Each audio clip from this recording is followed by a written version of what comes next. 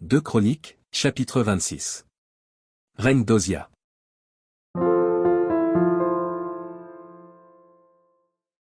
Tout le peuple de Juda prit Osia, âgé de 16 ans, et l'établit roi à la place de son père Amathia. Osia rebâtit Élot et la fit rentrer sous la puissance de Juda, après que le roi fut couché avec ses pères. Osia avait 16 ans lorsqu'il devint roi, et il régna 52 ans à Jérusalem. Sa mère s'appelait Jécolia, de Jérusalem. Il fit ce qui est droit aux yeux de l'Éternel, entièrement comme avait fait Amathia, son père. Il s'appliqua à rechercher Dieu pendant la vie de Zacharie, qui avait l'intelligence des visions de Dieu, et dans le temps où il rechercha l'Éternel, Dieu le fit prospérer. Il se mit en guerre contre les Philistins, et il abattit les murs de Gath, les murs de Jabné, et les murs d'Asdo, et construisit des villes dans le territoire d'Asdo, et parmi les Philistins. Dieu l'aida contre les Philistins, contre les Arabes qui habitaient à Gurbal, et contre les Maonites. Les Ammonites faisaient des présents à Osia, et sa renommée s'étendit jusqu'aux frontières de l'Égypte, car il devint très puissant. Osia bâtit des tours à Jérusalem sur la porte de l'angle, sur la porte de la vallée, et sur l'angle, et il les fortifia. Il bâtit des tours dans le désert, et il creusa beaucoup de citernes, parce qu'il avait de nombreux troupeaux dans les vallées et dans la plaine, et des laboureurs et des vignerons dans les montagnes et au Carmel, car il aimait l'agriculture. Osia avait une armée de soldats qui allaient à la guerre par bandes, comptés d'après le dénombrement qu'en firent le secrétaire Jéhiel et le commissaire Mazéja, et placés sous les ordres de Hanania, l'un des chefs du roi. Le nombre total des chefs de maison paternelle, des vaillants guerriers, était de 2600. Il commandait à une armée de 307 500 soldats capables de soutenir le roi contre l'ennemi.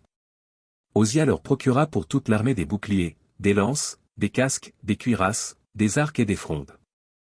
Il fit faire à Jérusalem des machines inventées par un ingénieur, et destinées à être placées sur les tours et sur les angles, pour lancer des flèches et de grosses pierres.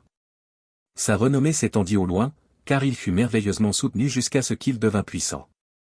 Mais lorsqu'il fut puissant, son cœur s'éleva pour le perdre. Il pécha contre l'Éternel, son Dieu, il entra dans le temple de l'Éternel pour brûler des parfums sur l'autel des parfums. Le sacrificateur Azaria entra après lui, avec 80 sacrificateurs de l'Éternel. Hommes courageux, qui s'opposèrent au roi Osia et lui dirent, « Tu n'as pas le droit, Osia, d'offrir des parfums à l'Éternel. Ce droit appartient aux sacrificateurs, fils d'Aaron, qui ont été consacrés pour les offrir. Sors du sanctuaire, car tu commets un péché. Et cela ne tournera pas à ton honneur devant l'Éternel Dieu. » La colère s'empara d'Osia, qui tenait un encensoir à la main. Et comme il s'irritait contre les sacrificateurs, la lèpre éclata sur son front, en présence des sacrificateurs, dans la maison de l'Éternel, près de l'autel des parfums.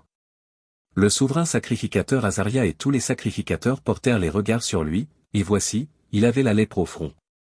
Ils le mirent précipitamment dehors, et lui-même se hâta de sortir, parce que l'Éternel l'avait frappé.